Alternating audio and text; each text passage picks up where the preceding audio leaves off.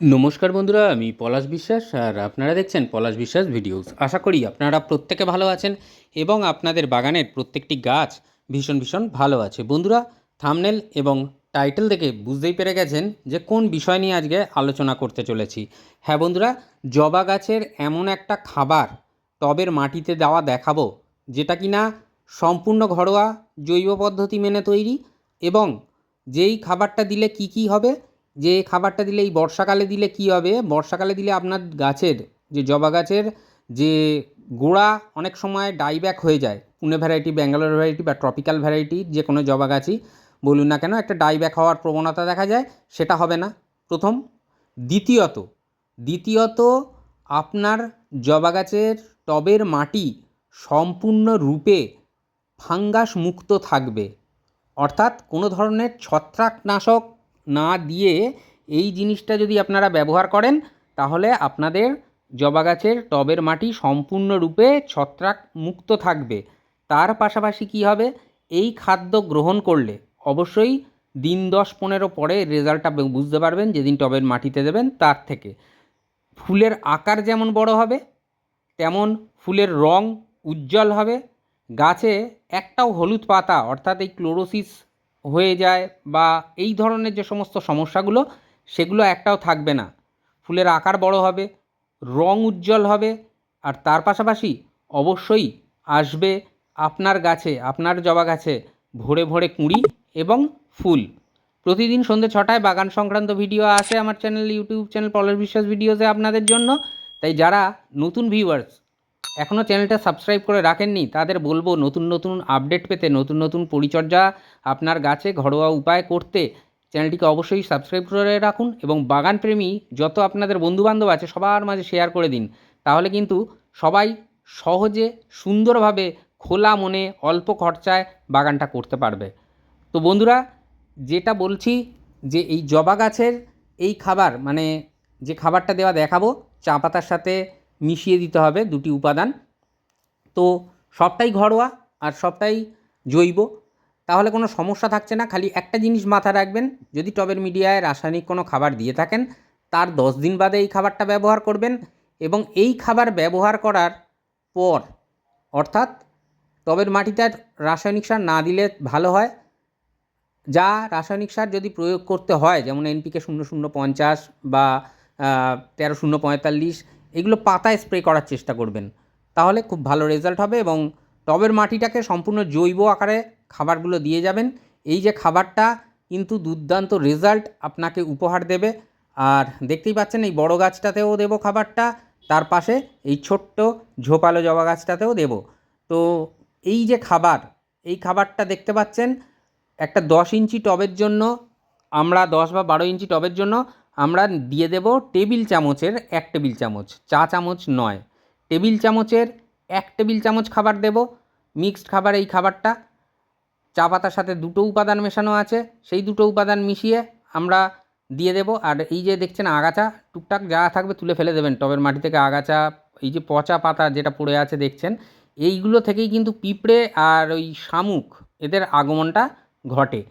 তাহলে বুঝতে পারছেন যে এই খাবার একটা 10 ইঞ্চি বা 12 ইঞ্চি টবের জন্য আপনারা টেবিল চামচের 1 টেবিল চামচ পরিমাণে দিয়ে দেবেন। দুর্দান্ত রেজাল্ট আপনারা পাবেন। আর এখন বর্ষাকালে মাটি যেহেতু ভিজে, আমরা কিন্তু খোঁচাখুচি করতে যাব না, তাহলে গাছের যে ফিডার রুটগুলো কিছুদিন বাদেই দেখতে পারবেন সাদা সাদা মাটির উপরের দিকে উঠে আসবে। তো এই ফিডার রুটগুলো ক্ষতিগ্রস্ত হবে, আর যদি ফিডার রুট ক্ষতিগ্রস্ত হয় তাহলে কিন্তু আপনার গাছের বৃদ্ধি ব্যাহত হয়ে যাবে। যেদিন বৃষ্টি বিরতির দিন পাবেন সেদিন নিম অয়েল গাছের পাতায় স্প্রে করবেন, সপ্তাহে একবার করে করলেই হবে। সমস্ত রকম পোকামাকড়ের আক্রমণের হাত থেকে আপনার বা গাছকে রক্ষা করবে। এছাড়াও যে কোনো জৈব কীটনাশক আপনারা ব্যবহার করতে পারেন, গাছের পাতায় খুব ভালো রেজাল্ট পাবেন। স্টিকার মিশিয়ে নেবেন, দেখবেন অনলাইনেও পাওয়া যায়, বা সারের দোকান যেখানে ফার্টিলাইজার সব বিক্রি হয় সেখানেও স্টিকার পাওয়া যায়। সেই স্টিকার মিশিয়ে কীটনাশক যদি গাছের পাতায় স্প্রে করেন, বা ফোলিয়ার স্প্রে, যে কোনো খাবার দাবারও গাছের পাতায় যদি স্প্রে করেন, তাহলে সেগুলো স্টিকার লাগিয়ে নিয়ে করবেন। বর্ষাকালে খুব ভালো রেজাল্ট পাওয়া যায়, অতটা ধুয়ে বেরোনোর ব্যাপারটা থাকে না। মানে বৃষ্টির পর, বৃষ্টি হয় যদি খাবার দেওয়ার পর গাছের পাতায় স্প্রে করলাম, তারপর বৃষ্টি হলো ধুয়ে বেরিয়ে যায়। স্টিকার থাকলে তাহলে কিন্তু অতটা বেরিয়ে যায় না। দেখতে পাচ্ছেন গাছের পাতা চকচকে সবুজ, আর এই রকমই হয়ে থাকবে, গাছ ঝোপালো হবে এবং তারপরেই প্রচুর পরিমাণে ফুল বা কুঁড়ি আপনারা পেয়ে যাবেন। তো চলুন দেখে নিই কী কী খাবার আর কীভাবে বানিয়েছি। যেটা দেখছেন এই যে একটা রয়েছে চা পাতা, অব্যবহৃত চা পাতা। ব্যবহার করলে কিন্তু চায়ের নির্যাস সবটাই বেরিয়ে যায়। আমরা ব্যবহার করছি চা পাতা ফুটাচ্ছি, চিনি দিচ্ছি, দুধ দিচ্ছি, তাহলে চা পাতা ফুটছে, তার সমস্ত নির্যাস বের করে দিচ্ছে, আমরা খেয়ে নিচ্ছি। যে ব্যবহৃত চা পাতাটা থাকে তার মধ্যে কিছুই থাকে না। আর সেটা কাজে লাগে কি, মাটিটাকে হালকা করতে, জল হোল্ড করতে কাজে লাগে। তাই অব্যবহৃত চা পাতা নেবেন। এই দুটো টবের জন্য দেখাচ্ছি এই খাবারটা। আমি একটা টবের অনুপাত বলে দিচ্ছি। মোটামুটি 3 চা চামচ, টেবিল চামচ নয়, চা চামচ পাওয়া যায়, সেই চা চামচের 3 চা চামচ আপনারা চা পাতা নেবেন একটা টবের জন্য। আর সরষা খোলের গুঁড়ো দেখছেন, মানে সরিষার খোল নয়, সরিষার গুঁড়ো, মানে কালো সর্ষে বা সাদা সর্ষে কিনে নিয়ে আসবেন, মিক্সিতে পেশাই করে নেবেন, গুঁড়ো করে নেবেন। নিলে সেই সরিষার গুঁড়ো আপনারা ব্যবহার করবেন 1 টেবিল চামচ একটা গাছের জন্য। এই যে এটা সরিষার গুঁড়ো, গোটা যে সর্ষে হয়, কালো সর্ষে, সাদা সর্ষে, যে কোনো সর্ষে পেলে সেটা নিয়ে আপনারা ব্লেন্ড করে নেবেন, নিয়ে রেখে দেবেন।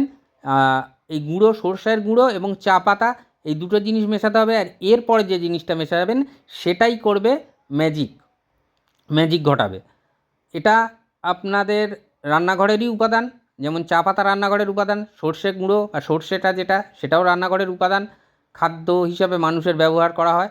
এছাড়াও আরেকটা যে জিনিস মেশানো দেখাচ্ছি সেটাও মিশিয়ে নেবেন, সেটাও কিন্তু রান্নাঘরেরই উপাদান। তো সেটা হচ্ছে ইস্ট। খুব ভালো কাজ করবে এই বর্ষাকালে বন্ধুরা, বিশ্বাস করবেন। যদি ব্যবহার করেছেন যারা, তারা জানেন, আর যারা নতুন করবেন তাদেরকে বলে দিচ্ছি পরিমাণটা অবশ্যই মাথায় রাখবেন। অতিরিক্ত হয়ে গেলে সমস্যা হয়ে যাবে গাছের, কিন্তু পরিমাণ যে পরিমাণ বলবো সেই পরিমাণে আপনারা ব্যবহার করবেন এই ইস্ট। দুটো টবের জন্য আমি 1 চা চামচ ইস্ট নেব। অর্থাৎ এই ইস্ট কিন্তু খুব অল্প পরিমাণে নেবেন। আর যদি একটা টবে ব্যবহার করেন, একটা টবের জন্য যদি পরীক্ষামূলক ব্যবহার করতে চান, তাহলে আপনার 3 আঙুলে চিমটিতে যতটুকু উঠবে, কম হোক সমস্যা নেই, যেন বেশি না হয়ে যায়। দুটো টবের জন্য 1 চা চামচ, টেবিল চামচ নয়, দেখে নিন চা চামচের পরিমাণটা এরকমই হবে।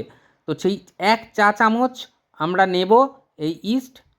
এই ইস্ট কিন্তু মানে পাউরুটির জন্য, এই সমস্ত কাজে কিন্তু ব্যবহার করা হয়। রান্নাঘরের বিভিন্ন উপাদানে আরও আছে, রান্নার উপাদানে ইস্ট ব্যবহার করা হয়। এটা মাটিতে চলে যাবে এবং দ্রুত ডিকম্পোস্ট হবে।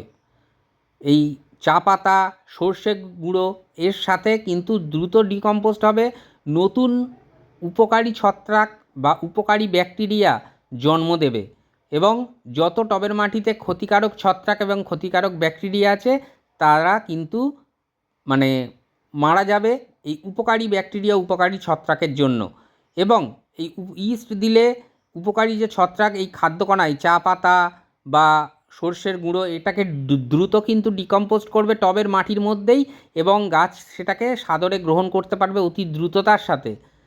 তো এই যে খাবারটা দেওয়া দেখাচ্ছি বা দেখালাম, এটা কতদিন ছাড়া ছাড়া দেব, এটা আমরা এই বর্ষাকালে 10 দিনের ব্যবধানে আমাদের টবের মাটিতে প্রদান করব। কেন না, টবের মাটি বৃষ্টি হচ্ছে, টানা বৃষ্টিতে কিন্তু ধুয়ে বেরিয়ে যায় খাবার, আমরা সবাই জানি ড্রেনে জল দিয়ে। সেই কারণে আমরা 10 দিনের ব্যবধানে এই খাবারটা দিতে থাকবো পুরো বর্ষাকালটা জুড়ে। আপনার যে জবা গাছ দেখবেন, আমরা সবাই জানি Pune variety, Bangalore variety, tropical জবা, এইগুলোই কিন্তু শীতকালে দুর্দান্ত রেজাল্ট পাওয়া যায়। আর এখন থেকে যদি এই পরিচর্যা করে রাখি, আমাদের একটা জবা গাছও মারা যাবে না। উল্টে কী হবে, যে প্রচুর পরিমাণে ফুল আমরা কিন্তু আমাদের গাছ থেকে পেতে শুরু করে দেব এই খাবারটা ব্যবহার করার পরেই। তারপরে তো মাসিক পরিচর্যা আছে, জবা গাছের যেরকম দেখাই সেরকম করতে থাকবেন, দেখবেন দুর্দান্ত রেজাল্ট আপনি আপনার জবা গাছ থেকে পেয়ে যাচ্ছেন, ভরে ভরে ফুল দেবে। এবার অনেকে প্রশ্ন করবেন যে জবা গাছ ছাড়া আর কোন গাছে দেব। আপাতত আপনারা জবা গাছেই দিন, অন্য কোনো গাছে দেওয়া খাবার যদি আমি দেখাই তখন সেটা সেইভাবে দেবেন। তো এইভাবেই পরিচর্যা করুন, বাগান সাজিয়ে রাখুন, স্বল্প খরচায় সুন্দরভাবে বাগান করুন, মন ভালো রাখুন। আর মন চিরসবুজ রাখতে গেলে, পৃথিবী সবুজময় করে তুলতে গেলে আমাদের কিন্তু বাগান করতে হবে। তাই বলবো বন্ধুরা, মন থাক চিরসবুজ, পৃথিবী হোক সবুজময়। এই বলে আজকে এখানেই সমাপ্ত করছি। আবার আসছি আগামীকাল সন্ধ্যে 6টায় নতুন কোনো গাছের পরিচর্যা বিষয়ক ভিডিও নিয়ে। ততক্ষণ সকলে সুস্থ থাকুন, ভালো থাকুন, প্রচুর পরিমাণে গাছ লাগানোর পাশাপাশি দেখতে থাকুন পলাশ বিশ্বাস ভিডিওস। হ্যাপি গার্ডেনিং বন্ধুরা, খুব ভালো থাকবেন সকলে। নমস্কার।